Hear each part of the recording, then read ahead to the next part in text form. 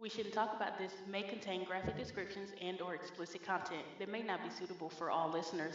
Listener discretion is advised.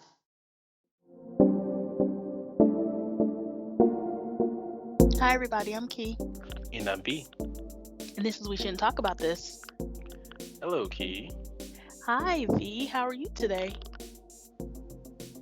I am doing well. How are you?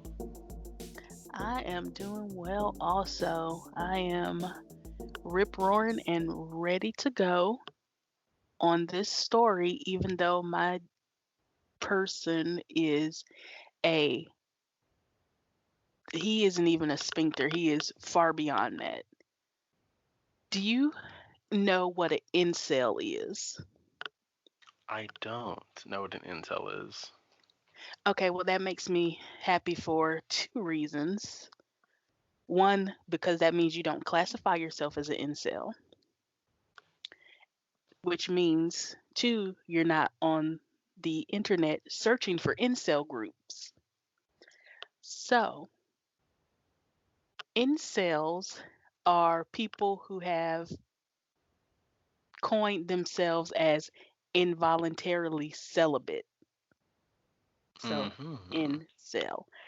Okay. And they feel like society owes them sex, basically, because they, in their eyes, are extremely good people. Mostly men, because, I don't know what's wrong with you guys, but like, really, really. They can't get girlfriends, even though they're like the most awesome guys in the world, according to themselves. And they're being forced by society to be celibate, even though they don't want to be. And my guy was an incel. Well, I am interested to hear about how awful this dude is and what he does. Yeah, well, the theme for today is manifestos.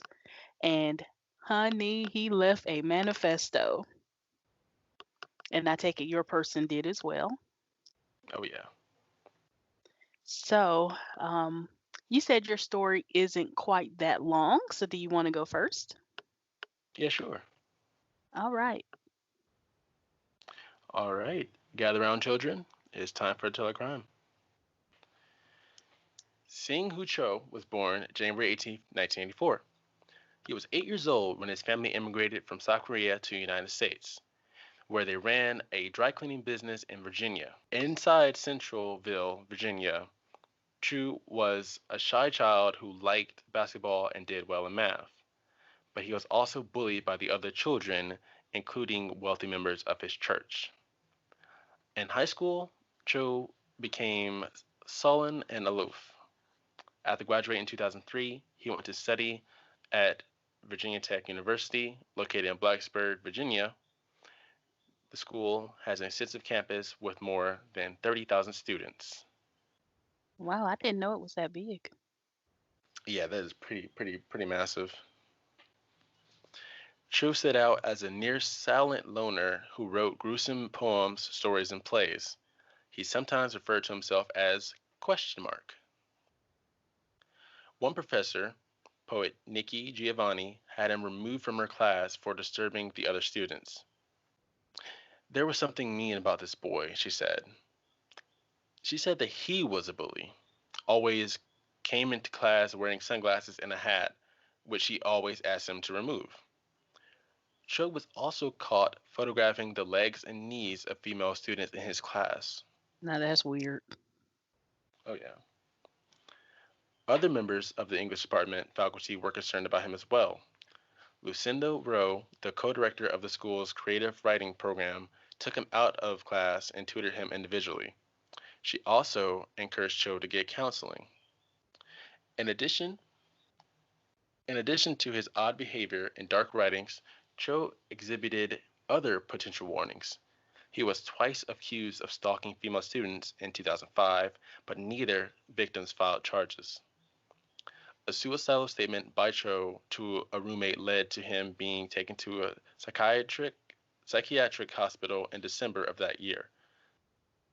He was soon released with orders to receive therapy as an outpatient. Documents released in June 2007 indicate that he did attend at least one court ordered counseling session at the Cook Counseling Center. Cho bought his first handgun and purchased his second one soon after. From evidence found in his dorm room, it was clear that he began planning the assault on his fellow students and faculty for quite some time. Now, during what happened is Seung Cho sent a package to NBC News with 23 pages of photographs and text and nearly half an hour of video. In it, he claims to have been forced into his actions by mistreatment at the hands of non-specific individuals. His manifesto is as followed. Oh, the happiness I could have had mingling among you hedonists, being counted as one of you. Only if you didn't fuck the living shit out of me. You could have been great. I could have been great. Ask yourself what you did to me to have made me clean the slate. Only if you could be the victim of your reprehensible and wicked crimes, you Christian Nazis, you would have brute resisted the animal urges to fuck me. You could be at home right now eating your fucking caviar and fucking cognac had not you ravishly raped my soul. Cho went to school with his guns and shot up his classrooms, shooting at the students and teachers, and at the end he shot himself in the head.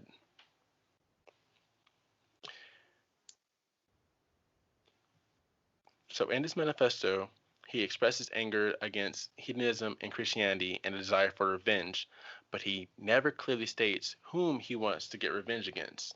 He even claims to be killing the wicked for the sake of the innocent. The attached photos showed Cho smiling at the camera like an ordinary college student, then disturbing images of hollow point bullets and Cho posing menacingly with guns and other weapons. Police who reviewed the manifesto stated that the material held marginal value in helping to understand Cho's motives. One mental health expert opted in, these videos did not help us understand Cho. They distort him. He was meek, he was quiet. This is a PR tape of him trying to turn himself into a Quentin Tarantino character. NBC initially only released a limited amount of text, pictures, and videos from Cho's manifesto, claiming the unreleased material contained excessive profanity and violence. A glimpse of the material was caught by a blogger reviewing NBC footage of someone flipping a page of Cho's writings. It was April 16th when all this happened. He killed 32 people and injured several after his Wow. actions before killing himself. 32 people? That's terrible. Yes, it's really awful. It was a he was in a dark place. If only he had someone somebody he could lean on and talk to. So that is all I have for my case because it is very disturbing. Yeah, our stories, oddly enough, have some parallels. Like both of our subjects are very similar, like immigrants to America of Asian descent, and also was very anti like what he felt society was doing wrong. That's crazy. It is. I'm intrigued by this incel now. Well, yeah, let's get into that because this guy, this guy, this guy, Elliot Oliver Robertson Roger. And I know I'm going to say Rogers with an S like the whole rest of the time. So apologies in advance. I just want to put an S on his last name for some reason. All right. Elliot Oliver Robertson Roger was born July 24th, 1991, in London, United Kingdom, and moved to Los Angeles, California with his parents when he was 5 years old. His father was British filmmaker Peter Roger, and his mother was a Malaysian Chinese research assistant for a film company. He had a younger sister that was born before his parents were divorced, and after his father remarried, he and his second wife had a son together. Now, that's pretty much all of the basic information. Like his manifesto goes into his childhood. Like, okay, I'm gonna be honest. I read pretty much the entire manifesto, and it's long. It is quite long. Oh wow.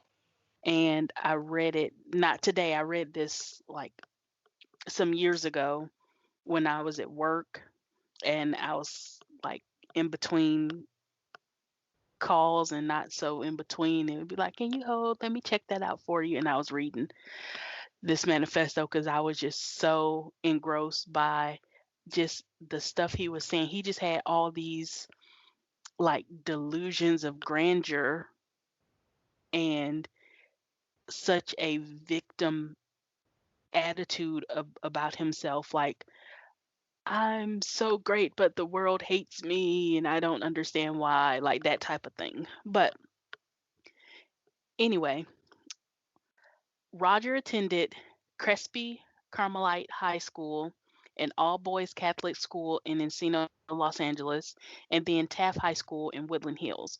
By ninth grade, Roger was increasingly bullied and wrote later that he cried by himself at school every day. In one bullying incident, his head was taped to a desk while he was asleep. Now, these accusations of his head being taped to a desk and crying himself to sleep or crying at school every day are from his manifesto, so they possibly could be over dramatized because a lot of his stuff did seem over dramatized. Now, he developed an obsession with the multiplayer online game World of Warcraft, which dominated his life for most of his teenage years and briefly into his 20s. Have you ever played World of Warcraft? I personally have not, but I know people who said they've sunk hundreds of hours into it and had to wean themselves off of it and don't play it any longer.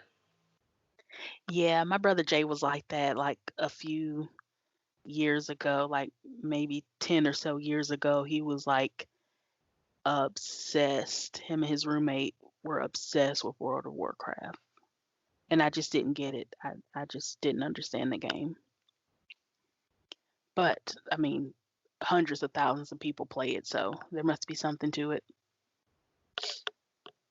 Now, he went on to graduate from Independence Continuation High School in Lake Balboa in 2009 and briefly attended Los Angeles Pierce College and Moore Park College before moving to Isla Vista in 2011, where he attended Santa Barbara City College, better known as UCSB.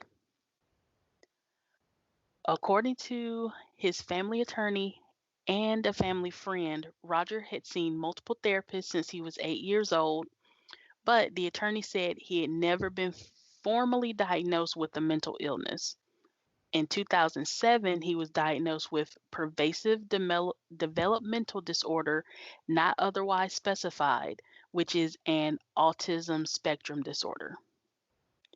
Roger had a YouTube account and a blog titled Elliot Rogers Official Blog, through which he expressed loneliness and rejection. But after turning 18, Roger began rejecting mental health care and became increasingly isolated. He said that he was unable to make friends, although acquaintances said that he rebuffed their attempts to be friendly. Family friend Dale Lawner met Roger when they were about 8 or 9. Dale said that he had counseled Roger on how to approach women like as they got older, but Roger didn't follow his advice. And again, it seems like he just so badly wants to be the victim. Like, oh, nobody wants to be my friend, but then when people are nice to him, he turns away. Right, right, right. Or, women don't like me, but when when like somebody who's actually trying to be your friend offers you help, you don't follow it. So, you know, he just really had the a victim mentality. So here's a couple things that he did. In 2011, Roger threw coffee on a couple he was jealous of. What? And then he threw coffee on a couple because he was jealous. Bro, In another incident, he splashed coffee on two girls for not smiling at him. he needs to stay away from coffee. They need to stop serving him coffee. Really, he's him and this coffee is getting out of control. Well, this one is also pretty bad. In 2012, Roger used a super soaker filled with orange juice to spray a group playing kickball at Gersh Park. Because he was upset, they were all, ooh, friends, let's go play kickball. And he didn't have any friends, so he sprayed them all with a super soaker full of orange juice. Oh my gosh, this guy. Right. When referring to an incident in July 2013, Roger wrote that after being mocked at a party, he tried but failed to shove some girls over a 10-foot ledge, and instead, other boys pushed him over and his ankle was injured. First of all, why are you trying to push people off of a 10-foot ledge, girls or guys? And Seriously. second, you deserve to be pushed over if that's what you were doing. Yeah. When Jeez. he went back for his sunglasses, he again was mocked and beaten. A neighbor saw Roger come home crying and vowing to kill the men involved and then himself. He wrote in his manifesto that the incident was the final trigger for planning his attack. Now, in September 2012, Rogers visited a shooting range to practice firing handguns. Then in November 2012, he purchased his first handgun, a Glock 34 pistol, and in early 2013, he bought two additional handguns, both Sig Sauer P226 pistols. He purchased the weapons legally in Oxnard and Burbank, California. Now, we're going to jump to 2014. On April 30th, Roger's parents contacted police after becoming alarmed by his behavior and YouTube videos. Sheriff deputies who visited Roger determined that he did not meet the criteria for an involuntary mental health commitment. Roger had told them that he had a misunderstanding with his parents. Now, in his last YouTube video, which was titled Elliot Rogers Retribution, he complained of being rejected by women and envying sexually attractive or sexually active men, and described his planned attack and motives behind it. In the video, he says, "Tomorrow is the day of retribution, the day in which I will have my revenge against humanity, against all of you. For the last 8 years of my life, ever since I hit puberty, I've been forced to endure an existence of loneliness and rejection and unfulfilled desires, all because girls have never been attracted to me. Never." I Girl, appreciate that voice, and I can totally imagine that like in a cartoon. okay, I'm gonna read the rest in the normal voice because this is just the vibe he gives me. Girls gave their affection and sex and love to other men, but never to me. I am 22 years old and I'm still a virgin. I've never even kissed a girl. I've been through college for 2.5 years, more than that actually, and I'm still a virgin. It has been very torturous. College is the time when everyone experiences those things such as sex and fun and pleasure. Within those years, I've had to rot in loneliness. It's not fair. You girls have never been attracted to me. I don't know why you girls aren't attracted to me, but I will punish you all for it. It's an injustice, a crime, because I don't know what you don't see in me. I'm the perfect guy. And yet you throw yourselves at these obnoxious men instead of me, the supreme gentleman. Inside the mind of a maniac for sure. So he, in his mind, he was just this perfect guy who never did anything wrong, and women just hated him for no reason.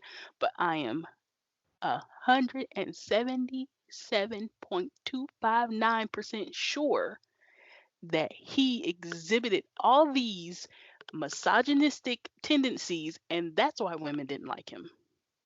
Right, right. I definitely could see that. Calling himself the supreme gentleman. Anyway, Roger wrote a 107,000 word manifesto called My Twisted World, the story of Elliot Rodger.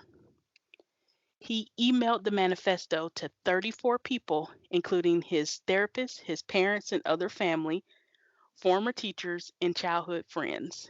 In it, he said he originally wanted to carry out the attack on Halloween of 2013, but reconsidered because he thought there would be too many police around.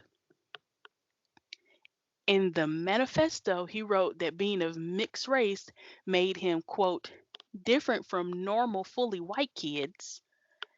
He said that he opposed interracial dating and made several racist posts regarding African American, Hispanic, South Asian, and East Asian people, stating that men no, stating that seeing men of these ethnic groups socializing with white women, quote, makes you want to quit life.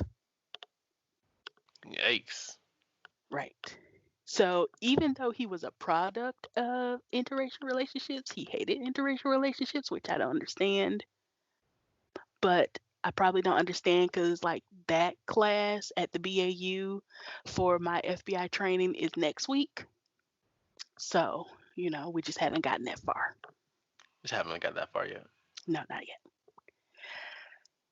In an online post, Roger wrote, full Asian men are disgustingly ugly and white girls would never go for you.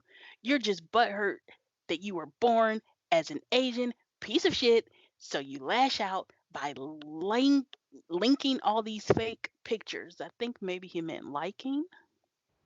I don't know. You even admit that you wish you were half white. You'll never be half white and you'll never fulfill your dream of marrying a white woman. I suggest you jump off a bridge. Oh my So gosh. it seems like even though he hated being half Asian and half white, he believed it made him superior to fully Asian men, but lesser than fully white men. He had a lot going on. A lot going on. That's crazy. Right. In his manifesto, he made a racist comment regarding a black guy while outlining some of the plans he had. So this is what he said. How could an inferior, ugly black boy be able to get a white girl and not me? I am beautiful and I'm half white myself. I'm descended from British aristocracy. He is descended from slaves on the day before the day of retribution. I will start the first phase of my vengeance, silently killing as many people I can around Isla Vista by luring them into my apartment through some form of trickery. The No. No. No. Yes, he said he's from British aristocracy and he should be the first choice of every white woman in the world. Like where he had this like weird obsession with white women, I think. Like he really did. It was like really weird.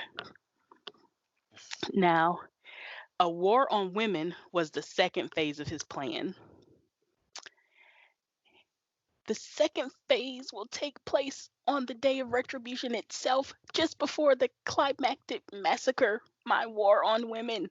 I will attack the very girls who represent everything I hate in the female gender, the hottest sorority of UCSB.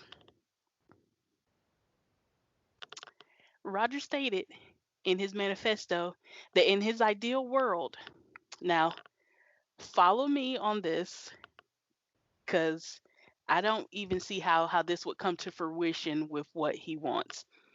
So in his ideal world, he imagined that he would quarantine all women in concentration camps. At these camps, the vast majority of the female population will be deliberately starved to death. That would be an efficient and fitting way to kill them off. He would have an enormous tower built just for himself and gleefully watch them all die. He also dreamed of a pure world where a man's mind can develop to greater heights than ever before. Future generations will live their lives free of having to worry about the barbarity of sex and women, which will enable them to expand their intelligence and advance the human race to a state of perfect civilization. Now, I don't know how there's going to be future generations if there's no sex because you still need women to make the babies. This guy has a really extreme strand of crack that he's been smoking. He has like a super deep seated hatred for women, but it's like, why? Like his mother was not like abusive or anything, it's like he didn't have this horrible childhood that he tried to paint out that he really like, I don't know why he hated women so much, but he also planned to kill his half brother and stepmother who was Moroccan, but he wasn't mentally prepared to kill his father, which is weird because you can kill the innocent child and the Moroccan stepmother, but your father, who's making all these half British babies, interracial babies, you can't kill him. Nope. It seems like that would be the starting point, but that's just me. On May 23rd, 2014, Roger began his attacks at his apartment on Seville Road, where three men were killed by numerous stab wounds to their upper bodies. George Chan was 19, Chang Yuan James Hong was 20, and Wei Han David Wang was also 20. Their positions in the apartment suggested that each was killed separately as they entered the apartment. Two of the victims were confirmed to be Roger's roommates, according to an apartment lease, and the police were investigating whether the third was also a resident or just visiting the apartment complex on the night of the killings. After the stabbings, Roger went and purchased coffee, like his favorite beverage to throw on people, at a coffee shop. Then at around 8:30 p.m., he was seen working on his laptop in his car in the parking lot of his apartment building. He uploaded his retribution video at 9:17 and sent his manifesto email at 9:18. After receiving a copy of the manifesto, Roger's therapist phoned his mother, who contacted Roger's father after finding the retribution video on Roger's YouTube channel. They both left Los Angeles, but it was separately, and they headed for Santa Barbara, calling the Isla Vista police while they drove. Meanwhile, Roger drove to the Alpha Phi sorority house at Embarcadero del Norte and Segovia Road near UCSB, where he knocked on the front door and waited for a few minutes. Then he began shooting people nearby. Two women, Catherine Brianne Cooper, 22, and Veronica Elizabeth Weiss, 19, were killed, and a third was injured. Roger began driving again. He fired into an unoccupied coffee shop on Pardell Road and then several times into a delicatessen. A man, Christopher Ross Michaels Martinez, 20, was struck 7 times and killed. Oh my gosh. Roger drove south on Embarcadero del Norte on the wrong side of the street, striking a pedestrian and firing at but missing 2 people on the sidewalk. He shot at a couple exiting a pizzeria and a female cyclist. He drove south on El Embarcadero and shot at and missed a woman, turned east on Del Playa Drive and made a U turn to drive west, then exchanged fire with a sheriff's deputy responding to a telephone call reporting this, and he struck 2 pedestrians in the process. Turning north on Camino del Sur, Roger shot and wounded 3 people at Sábado Tarde Street and also struck a skateboarder and 2 cyclists with his car. Turning east on Sábado Tarde, he struck another skateboarder with his car and shot 2 other men at the intersection with Camino Pescadero. This is insane right now. It really is. On Sábado Tarde, near Little Acorn Park, Roger exchanged gunfire with 3 sheriff's deputies and was shot in the hip. Being pursued by the police, he turned south again on El Embarcadero, then west on Del Playa, struck a cyclist, then crashed on the sidewalk just east of the intersection of Del Playa and Camino Pescadero. All 6 murder victims were students at UCSB. 14 other people were injured, 7 from gunshot wounds, and 7 by blunt trauma sustained when Roger struck them with his vehicle. 11 of the injured people ended up in the hospital. Oh my gosh. At 9:35 p.m., Roger was found dead inside his car from a self-inflicted gunshot wound to his head. In the car were 3 pistols, knives, 6 empty 10-round magazines, and 548 rounds of unspent ammunition. 548. Yes. Oh my goodness. He really planned on trying to kill as many people as he could. And it's sad that, he killed 6 innocent, like young people who were just like minding their business throughout the night. Like 2 were his roommates, and then everybody else was just like random targets. And that's terrible. Like I feel horrible. Like these, young people were just out at college, like living a normal college life, and were tragically killed by this varicose dick vein. It is really, really, really upsetting. Yeah, so his manifesto is still online if anybody is interested in reading it. Like I said, I was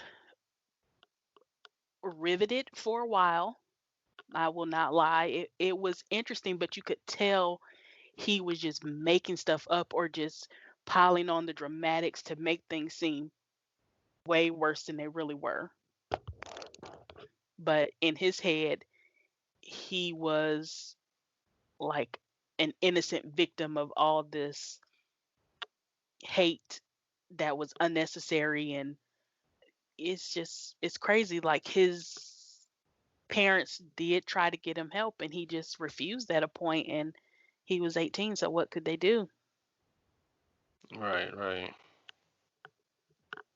So it's sad, like he hurt all those people, killed 6 people, and then killed himself. So this was all pointless, just completely pointless. This freaking guy, man. Right. So now you should definitely look into the world of incels because they are pretty much parallel to this guy. Maybe not to this extreme, but this is how they think. Well, anyone that thinks that they are amazing and should be loved, but they aren't, they obviously are presenting themselves the wrong way. Yeah, and it's like there's so many options like to get sex if that's what you want. Like you can pay somebody for the girlfriend experience. Just get a hooker. Jeez. Sex worker. You heard it here first, people. Just get a hooker. I mean, seriously, why is it doesn't seem that hard.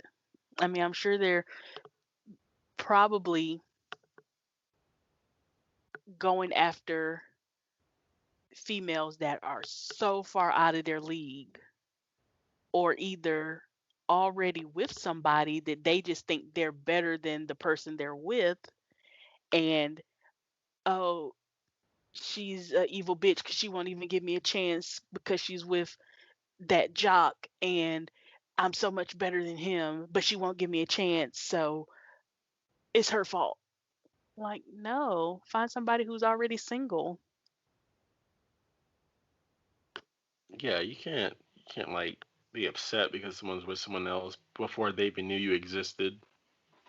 Right, like it's just a weird train of thought to me. Like, I understand like having a crush or whatever, but it's like at a point you have to be realistic. And I just think these incels that they like to call themselves just don't live in a realistic world. Nobody owes you anything. Nobody Nope. owes you sex. Nobody owes you that. Nobody owes you love like outside of your family. Nobody owes you that. No. So, well, how are you going to bring this back up? Well, I was trying to find some good news while you were speaking, but you would not believe how hard that is to find. I believe it. We are in like mid July 2020, and this has been a rough 7 months. I hear there's a new good show on Netflix though, like Missing Encounters, something You like know that. what was really good that is true crimey, and I just could not stop watching it What? was the Jeffrey Epstein Filthy Rich documentary.